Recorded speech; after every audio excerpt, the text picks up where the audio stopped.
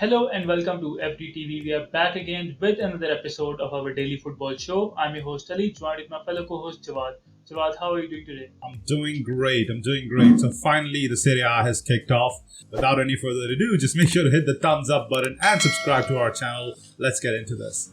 Arsenal, after losing 2-0 to Brentford, they have signed Martin Odegaard, who was much needed because Emil Smith Rowe is still a raw talent. No matter how talented or how high his potential is, I still think that Martin Odegaard will bring experience and is a well-rounded player who can fit in a number of different roles in the attacking third for Arsenal. So they got him from Real Madrid, another big loss for Real Madrid in a major transfer window for the club's history.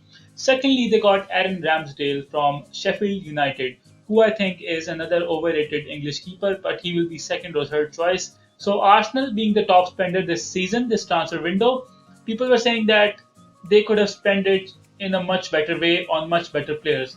What is your thought on that? So right now, you're absolutely right in making this assessment. They could have spent this money in a much better way.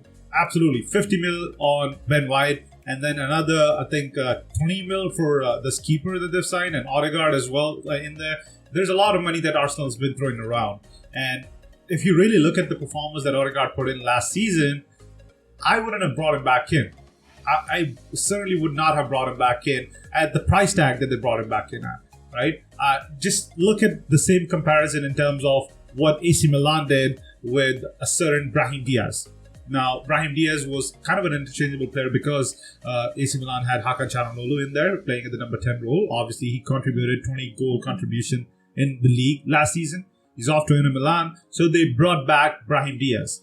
Yeah, they brought him back on a loan formula for 2 years. They get to try him out, and if they choose to, they can then pay 25 million to actually buy him outright, right? So compare that with what they did with Odegaard. Coming from the same team, keep in mind, Brahim Diaz is a Real Madrid player, Odegaard is a Real Madrid player, and again, they could have formalized a plan in which Odegaard would have come on potentially another year on loan with an obligation to buy around certain performances if he hit that. Now, the Ben White saga, a great defender. But again, going back to what Fikayo Tomori for AC Milan for a very, very cheap price, similar to David Alaba going for free, there were so many good defenders on the market that you can't forget. Kunde is one of another defender who's on the market right now. So Ben White, again, is the English hype. It has to be because I don't feel like he has proven himself to be a 50 mil player. And if you're thrown into it with the price tag, certainly all of these English players who've been given this big price tags have kind of failed. Not to say that he's not going to go on to have a great career at Arsenal, because he absolutely can. He is a very talented young lad, like I said, but it's gotten off to the wrong foot. And you're right in saying that Arsenal could have spent this money in a much better fashion. What's your opinion on this? If I look at Ben White, they got him for 58 million. Look at Mikel Arteta, who has been putting better numbers for the past 4 seasons at Borussia Mönchengladbach. You have Ginter, who is his defensive partner at Borussia Mönchengladbach. You have Martin Hinteregger, the Austrian centre-back, who brings experience, the kind of experience that Arsenal need at the top level.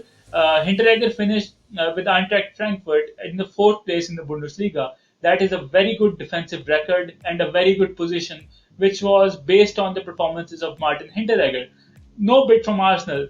No bid from other clubs as well, but Arsenal could have picked these cheap options like Nicole Vedi, Ginter, or Martin Hinteregger instead of picking Ben White. But if you wanted to go big or you wanted to pick someone with a more commercial aspect, I think Pau Torres from Villarreal, after winning that UEFA Europa League against Manchester United, his performance was immense, and he played at the Euros with Spain. I think they could have gotten him for about 35 million.